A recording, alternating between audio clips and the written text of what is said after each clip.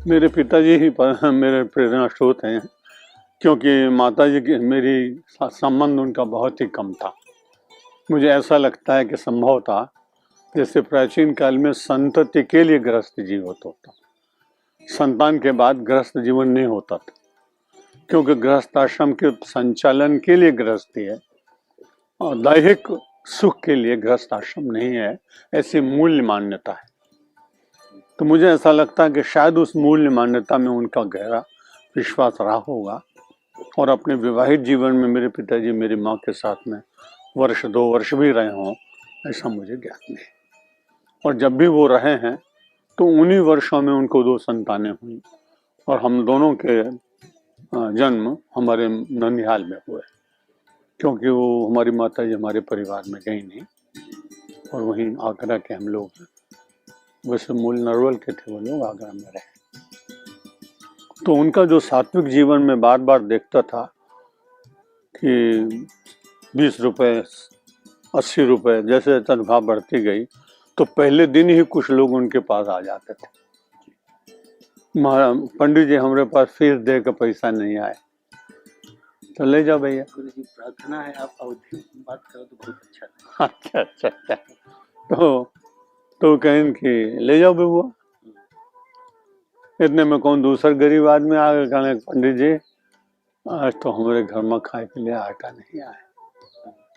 तो कहें भैया 1 रुपये ले जाओ, 5 शेर मिली अब और जल्दी जल्दी ना आयो, बहुत लोग हमारे पास आवत हैं और हम चाहिए ज्यादा जनन के सेवा होए।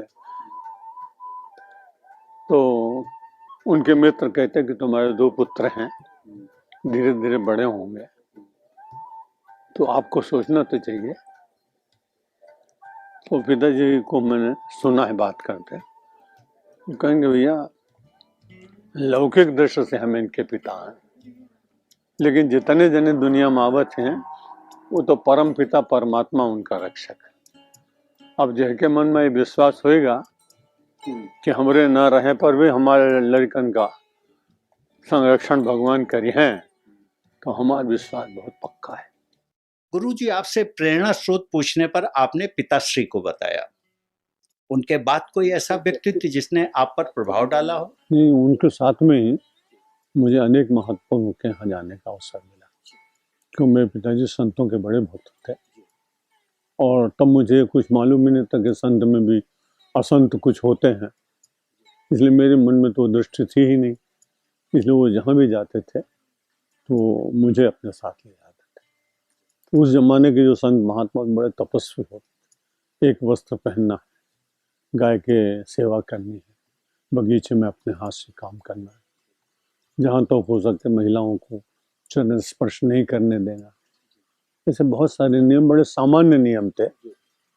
तो उन नियमों के बीच में रहने वाले 2-4-10 महात्मा जो कहीं जहाँ जहाँ उनका ट्रांसफर होता रहा तो मैं उनके साथ जाता था।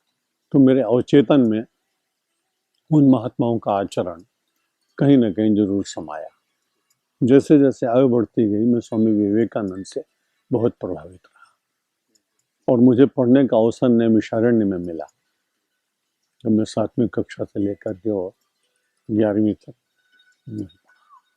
मेरा मैट्रिक की परीक्षा मैंने सीतापुर से दी रघुवर दयाल कॉलेज तो इसलिए वो नैमिषारण्य का वातावरण भी जरूर प्रभावित करता रहा। मैं ऐसा मानता हूँ कि जितने हमारे तीर्थ हैं उनमें तीर्थत्व है, कहीं पूरा तो नष्ट नहीं हुआ अभी भी, और उस समय आज से 50 वर्ष तो बहुत ज़्यादा अच्छे लोग थे। तो स्वामी नारदानंद जी महाराज बड़े प्रसिद्ध संत थे, उनके ऋषिकुल में गुरुकुल में विद्यार्थी था, इसलिए वहाँ का भी संस्कार पड़ा। विवेकानंद बहुत पढ़ते थे, हाथ से काम करना पड़ता था, यज्ञ रोज करना पड़ता था। तो बहुत सारे जो सम्मिलित बहुत सारी चीज़ें हैं जिनके कारण हमें अपने व्यक्तित्व के निर्माण में बिना परिश्रम किए वो सारे कुछ आते चले। आज भी ऐसा कोई जीवित व्यक्ति है जो आप पर निरंतर प्रभाव डाल रहा हो? मैं अभी तो चले गए, डोंगरे महाराज का नाम सुना होगा। जी जी जी। तो उनके प्रति मेरा बहुत रहा और जिनका बहुत निकट से मैंने दर्शन भी किया, दर्शन शब्द का प्रयोग मैं अपनी श्रद्धा के कारण करता हूँ।